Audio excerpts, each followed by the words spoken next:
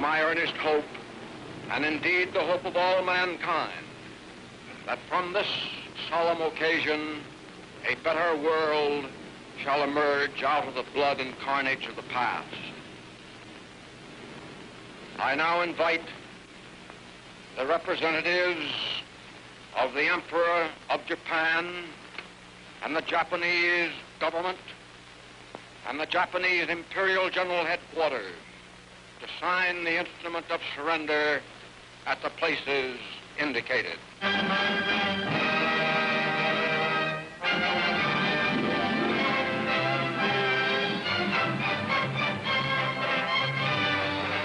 The end of the war. The beginning of another peace. Peace, if we can solve the problem of 70 million Japanese people. Here's where we clinch our victory, or we muff it. Here's our job in Japan.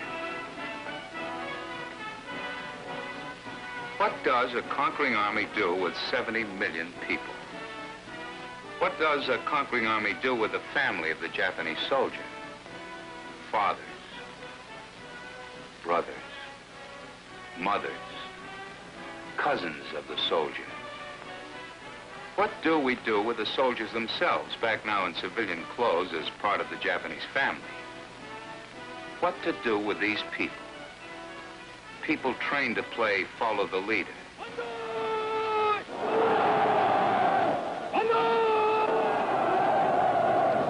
People trained to follow blindly wherever their leaders led them. People who were led into waging a war so disgusting, so revolting, so obscene, that it turned the stomach of the entire civilized world.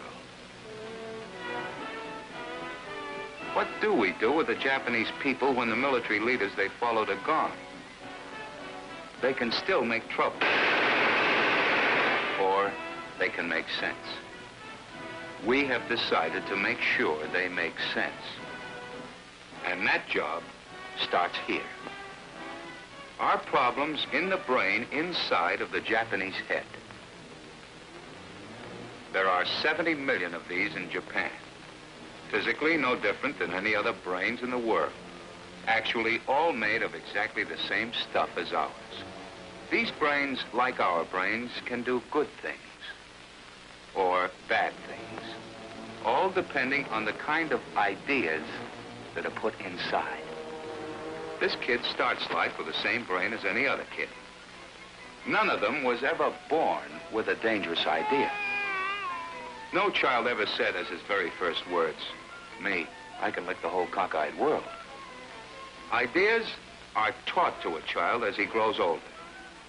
Teach him the good things, and he learns the good things. When he's taught playful ideas, his brain understands them. Practical ideas, his brain knows how to use them. Artistic ideas, his brain can enjoy them. When he's taught geometry, geography, or geology, he learns them. He can understand chemistry, architecture, engineering, law. Any sensible idea, any modern idea, the Japanese brain, like our brain, can learn when it is taught. And it was beginning to learn these things in an old, backward, superstitious country.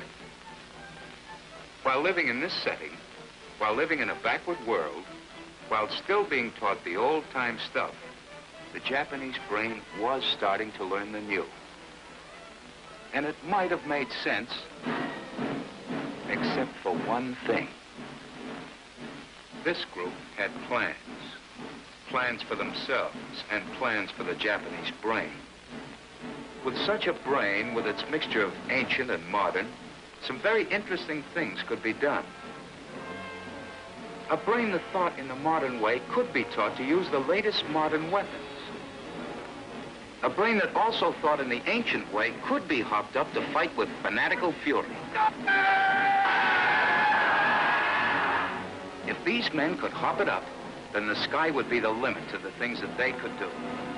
They'd gain power, glory, and a great new worldwide empire that they could control as their own if They were smart enough to do tricks with a Japanese brain.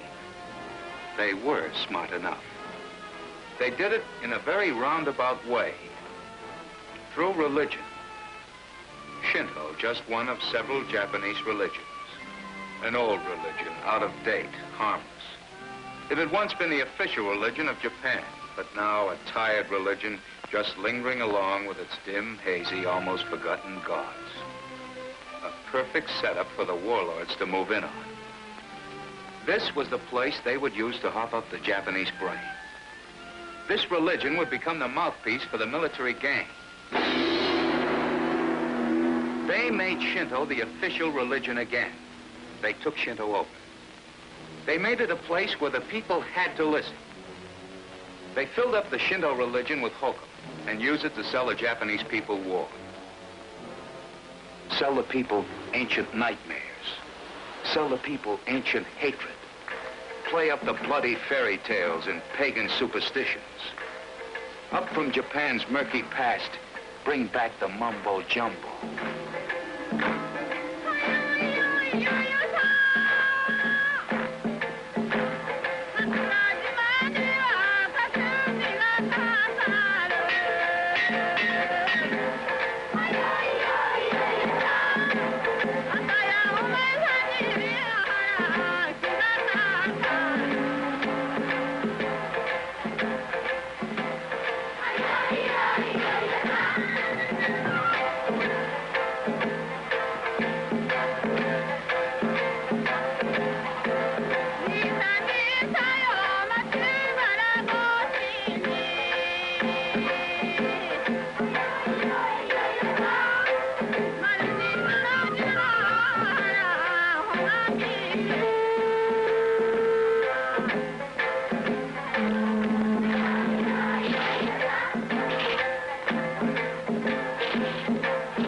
The emotions of the modern Japanese.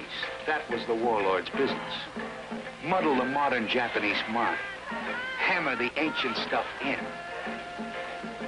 Up from the barbarous bygone ages, bring back the ancient Japanese gods of war. Tell them of the glory of the samurai knights of old. Tell them that the soldiers of yesterday are the Japanese gods of today. Tell them that a Japanese warrior never dies. Play up the myth of the goddess of the sun, and over and over and over again, keep on telling them and telling them and telling them just this. The sun goddess created the Japanese to rule all the other people of the earth. Tell them not to figure it out. Just tell them the sun goddess wants them to believe it. This is her family of warrior gods. All one sacred family created to rule the whole world. Created to rule the whole world. Make him bow. Make him say it. Make her bow. Make her say it. Make them bow. Make them say it. Everybody bow. Everybody say it. Created to rule the whole world.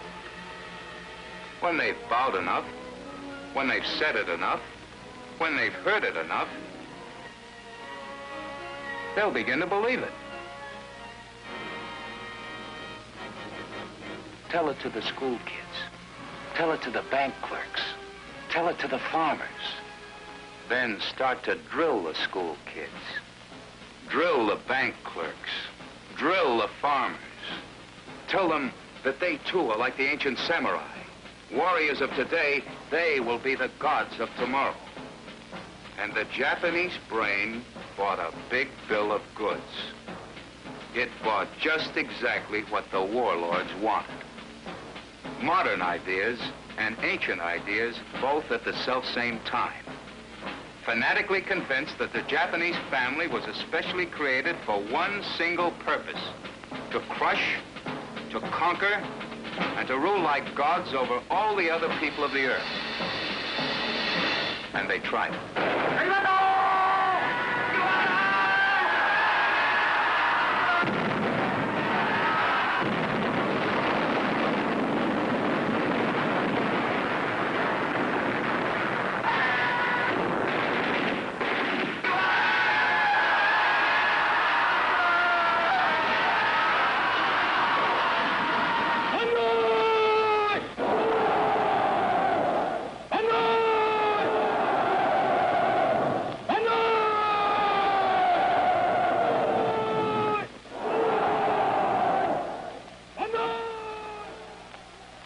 had miles of it.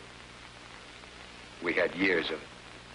Dirty, stinking, heartbreaking years of it. All because of one idea that was sold to the Japanese brain. That same brain today remains the problem. Our problem. It will cost us time. It will cost us patience. But we are determined that this fact will finally sink in. This is Japan's last war. And we are starting to prove that point by completely destroying their power to make war. There'll be no more Japanese war factories. There'll be no more Japanese warlords. No more Japanese warships. No more Japanese warplanes. But that is the easiest part of our job. Getting rid of their war machine is one thing, but it'll take a lot longer to get rid of their idea. This idea has been hammered into these people's heads. The United States Army can't hammer it out. They and only they can do that for themselves. They and only they can think their way out of this stuff. Our job is to see that they do it. Our job is to watch them while they do it, to watch them for tricks, and to slap down any who try to pull tricks. But the honest ones, the sincere ones, the ones who really want to make sense, are being given every opportunity they need. At the same time, these people, these honest ones, are looking to us to help them prove that our idea is better than the Japanese idea. These people are going to judge America and all Americans by us. That means we've got another job to do. That job is to be ourselves. By being ourselves, we can prove that what we like to call the American way, or democracy, or just plain old golden rule common sense, is a pretty good way to live. We can prove that most Americans don't believe in pushing people around, even when we happen to be on top. We can prove that most Americans do believe in a fair break for everybody, regardless of race or creed or color.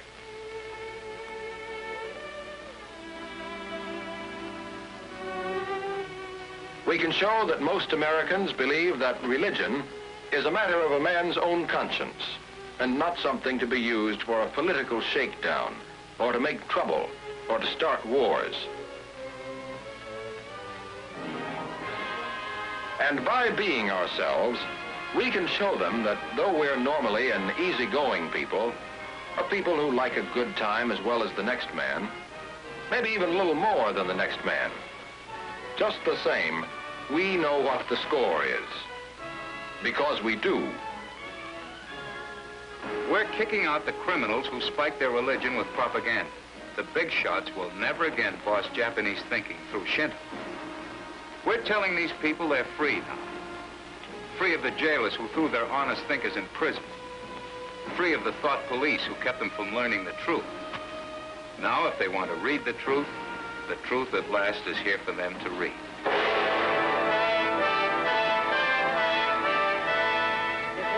Now, if they want to speak the truth, there'll be no one around to stop them. Now, if they want to hear the truth, there'll be plenty of truth to hear. When they've read enough truth, when they've heard enough truth, when they've had enough first-hand experience with the truth, they'll be able to lead their own lives. Let them think for themselves, talk for themselves, and educate themselves. Let them start to solve their own problems. This is what their old leaders brought them. Let them develop and follow new leaders. Let them set up whatever form of government they choose, provided it's a form of government that we know will work for peace. We're sticking around until they've shown us, convinced us, that they've got themselves under control. We're sticking around because we take no more chances. We took our big chance with the Japanese. We took a chance that the waters of an ocean would protect us. We bet that 6,000 miles of ocean could hold back a dangerous idea.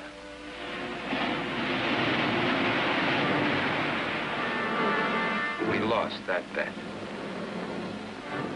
That bet has been paid by almost every family in America today. That bet has been paid by Springfield, Massachusetts, Montgomery, Alabama, Westfield, Middletown, Dallas, Nashville, Tennessee.